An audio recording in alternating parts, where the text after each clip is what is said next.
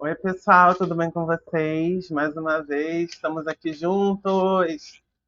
É, Tem um outro aspecto que eu adoro sobre mim, que eu queria estar também compartilhando, que é o fato que eu sou professor e pesquisador, né? Eu atuo já há algum tempo, eu me tornei professor da graduação de jornalismo em 2024. Foi o período que eu fui professor substituto na Federal Fluminense. Foi muito massa, gente. Foi muito legal. E só que isso exige uma preparação, né? Não à toa, a minha próxima série de vídeos vai ser sobre esse momento aí de preparação que foi a minha vida acadêmica até então, né? Já que eu já fiz até doutorado. Mas, assim, eu sempre quis ser professor, mas, tipo, muito. Sempre. Sempre adorei explicar, ensinar, refletir. Porque, na verdade, olha que curioso. Eu sempre acreditei muito que o ensino não era algo sobre depositar um conhecimento. Eu sempre acreditei que fosse algo de refletir, algo da gente pensar junto, né? Teoricamente falando, é assim, né? A gente não sai, sei lá, olha, a coisa é assim assada, pronto, acabou. Não, você reflete, você pensa. Até mesmo assim, nas ciências sociais e humanas é mais fácil isso acontecer, mas nas exatas, o que eu mais gostava era quando tinha exemplo prático do professor ou da professora de física, quando a gente via exemplos na biologia e tinha vídeo, né, na química fazer experimento. Porque isso é refletir junto. Você vê a prática, por exemplo, eu acho muito legal. E posteriormente, quando eu fui me tornando mais velho, fui acessando outros textos, lendo outros livros, eu cheguei nesse livro aqui, não sei se dá para vocês verem, ó, Pedagogia do Oprimido. Não sei se vocês já ouviram falar. Pedagogia do Oprimido é um livro do Paulo Freire, que é o nosso patrono da educação, por mais que algumas pessoas não gostem desse fato. E por que que ele é tão importante, né? O Pedagogia do Oprimido, ele me colocou no lugar de assim parar de questionar se as pessoas sabem ou não sabem. Eu comecei a entender que as pessoas elas não têm um conhecimento limitado, elas têm conhecimento, ponto. E quando a gente fala de conhecimento limitado, dá uma impressão de que a pessoa só consegue entender até certo ponto. Quando, na verdade, às vezes, a gente que não está conseguindo chegar no ponto em que eles podem acessar o que a gente está conversando, o que a gente está falando, o que a gente está apresentando. Vou dar um exemplo bem prático para vocês. Óbvio, tem vezes que eu falo, e até por conta da minha vida, enfim, das coisas que eu aprendi, a gente acaba falando às vezes um pouco difícil, a gente acaba falando de coisas meio complicadas. Tem vezes que eu não estou ali falando tão um português tão óbvio, assim, tão nítido, tão fácil, acessível. E tem coisas que a gente vai aprendendo e vai tentando explicar dentro daquilo que a gente tem de capacidade. Só que cada pessoa também tem certas compreensões a partir daquilo que elas aprenderam, né? Eu, por exemplo, não posso exigir de uma pessoa que ela tenha o mesmo domínio que eu tenho em relação aos meus estudos. E uma coisa que o Paulo Freire fala, que eu concordo muito, é que a gente precisa entrar no universo da outra pessoa. Então, por exemplo, o método dele, lembrando muito, eu já acho que não sei se eu já falei num vídeo, Paulo Freire não trabalhava nunca, acho que ele nunca trabalhou com criança, ele sempre trabalhou com educação de jovens e adultos. Eu posso estar muito enganado que ele nunca trabalhou com crianças, mas eu tenho certeza que assim, os principais escritos dele eram de trabalhadores, de trabalhadoras rurais, por exemplo, pessoas ali de pouco poder aquisitivo. E ele falou nos trabalhos dele, inclusive nesse, que para assim, para você ensinar algo como professor, né, você tem que entender a dimensão daquela pessoa. Então, por exemplo, se eu estou lidando com uma pessoa que é um religioso, eu tenho que entender a dimensão dele minimamente, falar nos termos dele, para que ele entenda aquilo que eu estou querendo passar. Né? Não é simplesmente jogar a goela abaixo, não vai adiantar. Inclusive, a gente vê esses debates, né? Eu, particularmente, às vezes eu tenho um pouco de nervoso, de pessoa contra 30 pessoas contrárias. E assim, você vê que são debates que ninguém chega a lugar nenhum, porque ninguém está realmente a fim de debater. Tá todo mundo querendo só emitir a sua própria opinião, pronto, acabou. E isso é uma coisa que me chateia um pouco. Eu acho que a gente tem que saber ouvir um pouco mais as pessoas. Mas enfim, o meu ponto é que quando eu comecei a perceber que eu queria muito ensinar, eu tive que aprender formas de ensinar e a gente vai aprimorando e tudo mais. E é tão legal quando vem assim alguém e começa a dar exemplos a partir daquilo que você está falando no meio da aula. Eu lembro muito que quando eu falava de racismo nas disciplinas optativas que eu dei, sempre tinha uma experiência que a pessoa pegava. E assim, às vezes o tema era jornalismo da década de 1930.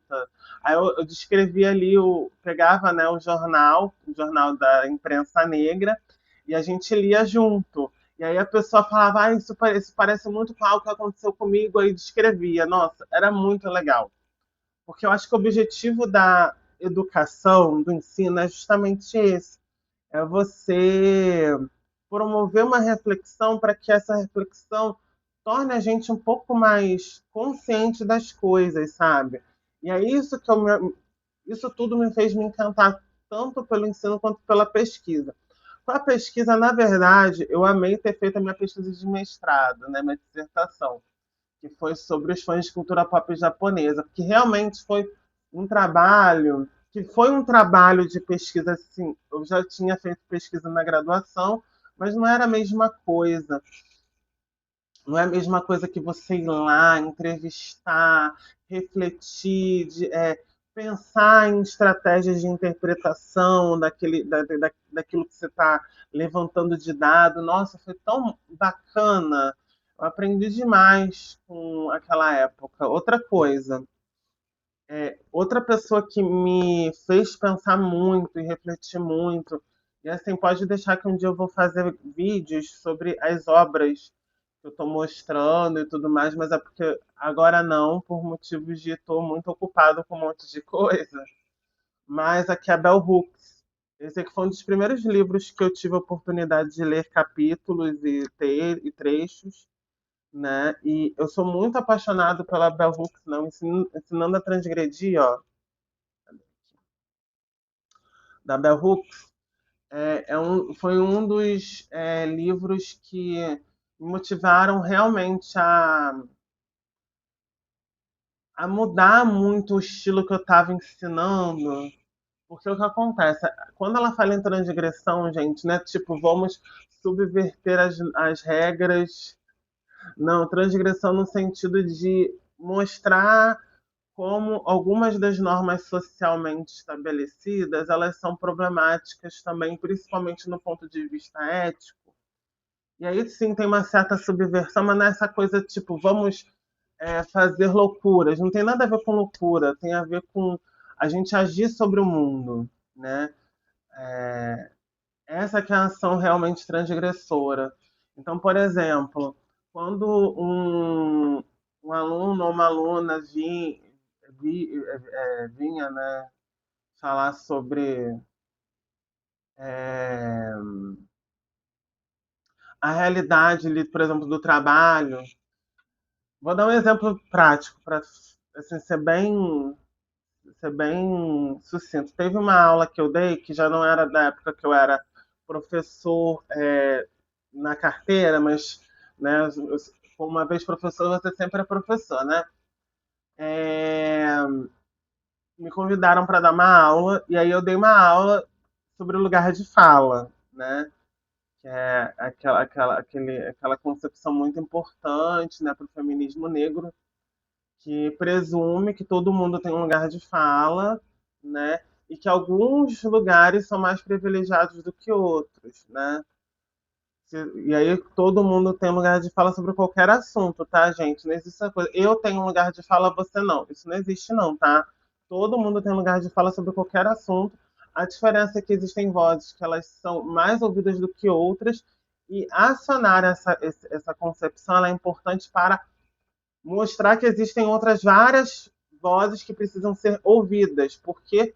Porque quando a gente fala de lugar de fala, a gente presume um lugar de escuta, né? E essa escuta às vezes pode ser limitada. Então o objetivo é justamente discutir para ampliar.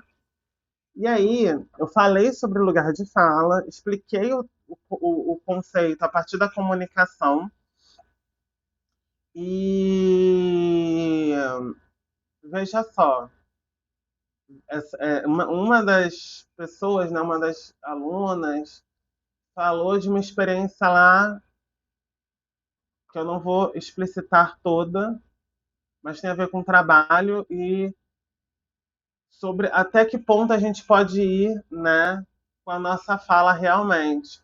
E eu falei, a gente não tem lugares que a gente não vai, a gente tem que sempre pensar, tem a realidade como ela é, tem aquilo que a gente almeja e tem o possível.